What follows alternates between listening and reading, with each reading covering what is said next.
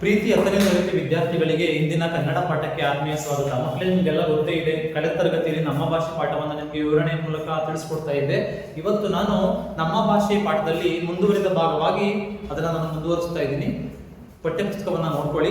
ವಿಶ್ವದ ಬಹುಭಾಷಾ ಪ್ರಪಂಚದಲ್ಲಿ ಸುಮಾರು 4,000 ಭಾಷೆಗಳಿವೆ. ನೋಡಿ, ಕರ್ಮವೆಸಗದ ವ್ಯಕ್ತಿ ಜಂತುವೇ ಸರಿ. ಯಾವ ವ್ಯಕ್ತಿ ಕರ್ಮವನ್ನ ಮಾಡಲ್ಲ ಆತ ಇದ್ದೂ ಸಹ ಪ್ರಾಣಿ ಇದ್ದಾಗೆ ಜೀವನ ಮಾಡ್ತಾನೆ. ಆತ ಒಂದು ಭಾಷೆ ಬೆಳೆಯೋದಕ್ಕೆ ತುಂಬಾ ಮುಖ್ಯವಾಗಿ ಬೇಕಾಗಿರ್ತಕ್ಕಂಥದ್ದು ಅದನ್ನು ಬೆಳೆಸ್ತಕ್ಕಂಥ ಜನ ಇರಬೇಕು. ಆಗ ಆ ಭಾಷೆ ಸಮೃದ್ಧವಾಗಿ ಬೆಳೆಯುತ್ತೆ. ಇವತ್ತು ಆಂಗ್ಲ ಭಾಷೆ ವಿಶ್ವದ ಪ್ರಪಂಚದ ಅನೇಕ ಭಾಷೆಗಳಲ್ಲಿ ಅನೇಕ ಭಾಷೆಗಳನ್ನ ಹಿಮ್ಮೆಟ್ಟಿಸಿ ಮುಂದೆ ಹೋಗ್ತಿರೋದು ಯಾಕಪ್ಪ ಅಂದ್ರೆ, ಅಷ್ಟು ವಿಶಾಲವಾಗಿ ಬೆಳೆದಿರೋದು ಯಾಕಪ್ಪ ಅಂದ್ರೆ, ಆಂಗ್ಲ ಜನರು ಸಾಹಸ ಜೀವಿಗಳು. ಆಂಗ್ಲ ಭಾಷೆಯನ್ನು ಅವರು ಸವಿಸ್ತಾರವಾಗಿ ಹರಡಿದ್ರು ಎಲ್ಲ ಕಡೆ. ಅದರ ಪ್ರಭಾವದಿಂದ ಆಂಗ್ಲ ಭಾಷೆ ಇವತ್ತು ಸವಿಸ್ತಾರವಾಗಿ ಬೆಳೆದಿದೆ.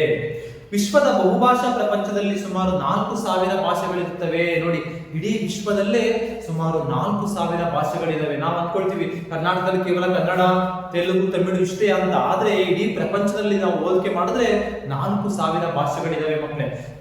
ದೇಶ, ಕಾಲ, ವಂಶ, ಪರಂಪರೆ ಇತ್ಯಾದಿ ಕಾರಣಗಳಿಂದ ಅವು ಬೇರೆ ಬೇರೆಯಾಗಿ ಭಿನ್ನ ಭಿನ್ನ ಸನ್ನಿವೇಶಗಳಲ್ಲಿ ಬೆಳೆದು ಬಂದಿರುತ್ತವೆ.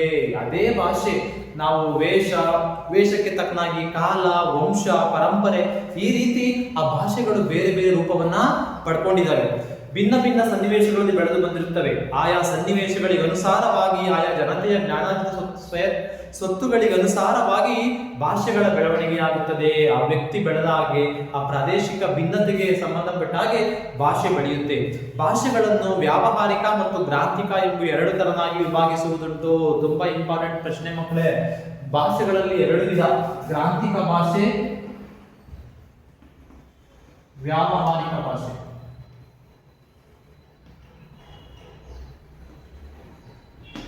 ಮಕ್ಕಳೇ, ಅರ್ಥ ಮಾಡ್ಕೊಳ್ಳಿ, ಇದು 2 ಮಾರ್ಕ್ಸ್ ಕ್ವಶನ್ ಕೇಳ್ತಾರೆ.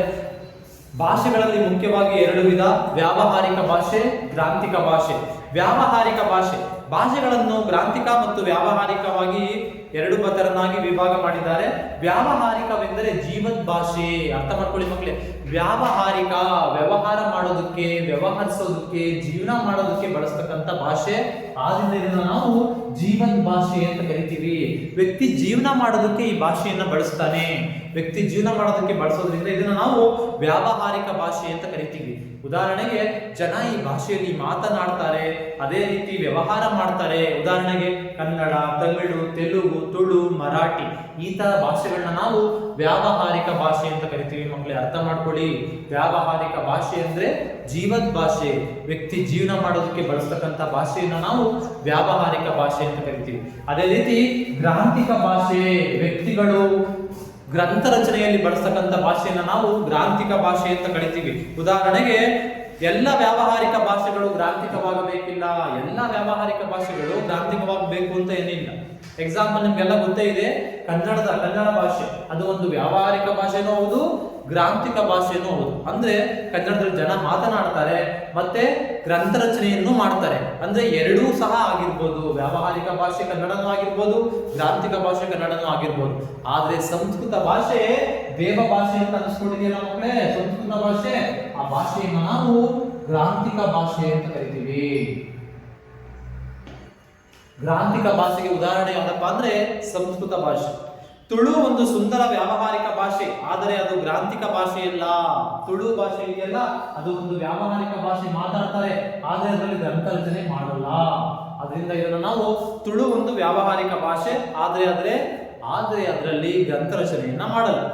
ಹಾಗೆಯೇ ಎಲ್ಲ ಗ್ರಾಂಥಿಕ ಭಾಷೆಗಳು ಇಂದು ವ್ಯಾವಹಾರಿಕವಾಗಿ ಇರುವುದಿಲ್ಲ. ದೇವ ಭಾಷೆ ಎನ್ನಿಸಿಕೊಂಡ ಸಂಸ್ಕೃತ ಸರ್ವ ಸಂಪನ್ನತೆಯಿಂದ ಕೂಡಿದ ಗ್ರಾಂಥಿಕ ಭಾಷೆಯಾಗಿದೆ.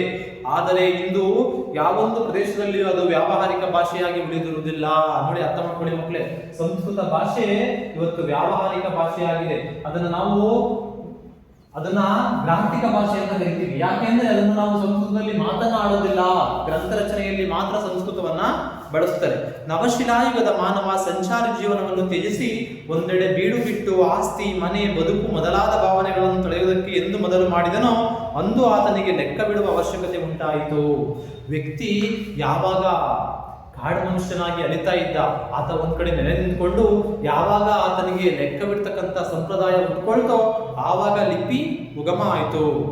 ಇದೇ ಲಿಪಿಯ ಉಗಮದ ಕಾಲವೆನ್ನುವರು. ಅದನ್ನೇ ನಾವು ಲಿಪಿ ಯಾವಾಗ ಉಗಮವಾಯಿತು, ಪ್ರಾರಂಭ ಆಯಿತು ಅಂತ ನಾವು ಹೇಳೋದು.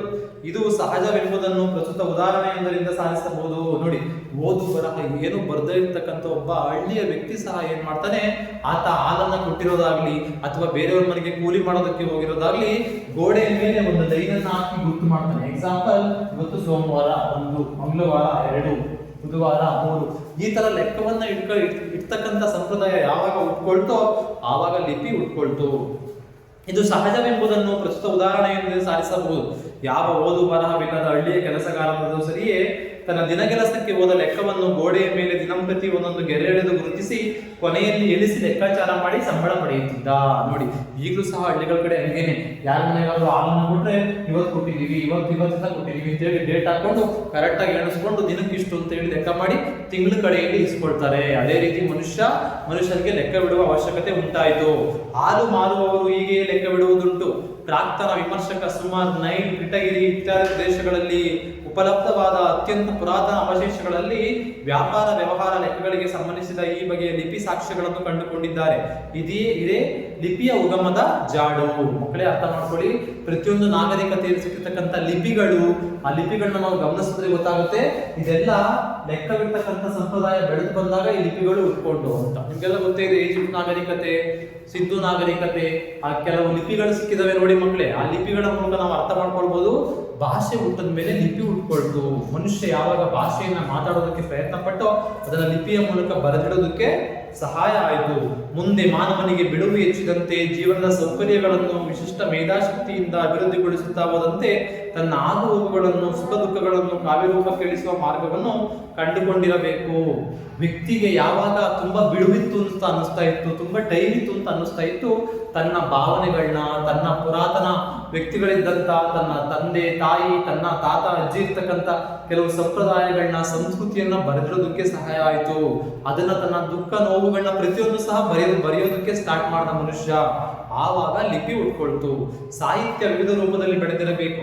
ಲೆಕ್ಕಪತ್ರಗಳು ನಡೆದು ಉಪಯುಕ್ತವಾದ ಮೂಲ ಲಿಪಿಯನ್ನು ಮತ್ತಷ್ಟು ಪರಿಷ್ಕರಿಸುತ್ತಾ ಸುಂದರವಾದ ಸಾಹಿತ್ಯ ಕೃತಿಗಳನ್ನು ಬರೆದಿಡುವುದನ್ನು ಮಾನವ ಕಲಿತುಕೊಂಡ. ಇಷ್ಟೆಲ್ಲ ಆದ್ಮೇಲೆ ವ್ಯಕ್ತಿ ಕೆಲವು ಕೃತಿಗಳನ್ನ ಬರೆಯೋದಕ್ಕೆ, ಕೆಲವು ನಾಟಕಗಳನ್ನ ಬರೆಯೋದಕ್ಕೆ, ಕೆಲವು ಕವನಗಳನ್ನ ಬರೆಯೋದಕ್ಕೆ ಸ್ಟಾರ್ಟ್ ಮಾಡ್ದ. ಈ ತರ ಲಿಪಿ ಉಟ್ಕೊಂಡು ಮುಂದೆ ಸಾಹಿತ್ಯಕ್ಕೆ ಬಂದು ನಿಂತ್ಕೊಳ್ತು. ಆ ಲಿಪಿಯ ಮೂಲಕ ಪರಂಪರೆಯಿಂದ ಬಂದ ಎಷ್ಟೋ ವಿಷಯಗಳನ್ನು ಬರೆಯಲು ಸಾಧ್ಯವಾಯಿತು. ಅವನ ಪರಂಪರೆ ಹೇಗಿತ್ತು, ಆಗಿನ ಕಾಲದ ಜನ ಯಾವ ರೀತಿ ಇದ್ರು, ಈ ತರ ಪ್ರತಿಯೊಂದನ್ನು ಸಹ ಏನ್ ಮಾಡ್ದ, ದಾಖಲೆ ಮಾಡೋದಕ್ಕೆ ಸ್ಟಾರ್ಟ್ ಮಾಡ್ದ. ನಮ್ಗೆಲ್ಲ ಗೊತ್ತೇ ಇದೆ, ಮೌರ್ಯರಲ್ಲಿ ಅಶೋಕ ಚಕ್ರವರ್ತಿ ಬರ್ತಾನೆ, ಅವನ ಬಗ್ಗೆ ವಿಶಾಖದತ್ತನ ಮುದ್ರಾ ರಾಕ್ಷಸ, ಚಾಣಕ್ಯನ ಅರ್ಥಶಾಸ್ತ್ರ, ಈ ರೀತಿ ಏನಾದ್ರು ಪುಸ್ತಕಗಳು ಬರೆಯೋದಕ್ಕೆ ಸ್ಟಾರ್ಟ್ ಆಯ್ತು. ಆ ಮೂಲಕ ಏನಾಯ್ತು, ತನ್ನ ಪರಂಪರೆಯಿಂದ ಬಂದಂತ ಎಷ್ಟೋ ವಿಷಯಗಳನ್ನ ಮನುಷ್ಯ ಮುಂದಿನ ಪೀಳಿಗೆಗೆ ಕೊಡೋದಕ್ಕೆ ಪ್ರಾರಂಭ ಮಾಡಿದ. ಸಂಸ್ಕೃತಿಯ ಇತಿಹಾಸ ಉಳಿಯಿತು, ಪ್ರಗತಿ ಪಥ ಸುಗಮವಾಯಿತು. ಆ ರೀತಿ ನಮ್ಮ ಸಂಸ್ಕೃತಿ ಹೇಗಿತ್ತು ಅಂತ ಮನುಷ್ಯ ಮುಂದಿನ ಪೀಳಿಗೆಗೆ ಕಟ್ಕೊಡೋದಕ್ಕೆ ಸ್ಟಾರ್ಟ್ ಮಾಡ್ದ. ಆ ರೀತಿ ಸಂಸ್ಕೃತಿ ಉಳ್ಕೊಳ್ತು, ಮುಂದೆ ಪ್ರಗತಿ ಪಥ ಸುಗಮವಾಯಿತು. ಮುಂದೆ ಆ ಭಾಷೆ ಬೆಳೆದು ಮುಂದೆ ಸವಿಸ್ತಾರವಾಗಿ ಬೆಳೆಯೋದಕ್ಕೆ ಕತೆ ಕಾದಂಬರಿಗಳು ಉಳ್ಕೊಂಡು ಆಗ ಭಾಷೆ ಸವಿಸ್ತಾರವಾಗಿ ಬೆಳೆಯೋದಕ್ಕೆ ಸ್ಟಾರ್ಟ್ ಆಯ್ತು. ಆಫ್ ಮಾಡ್ಬೋಗಿ ಚುಚ್ಚು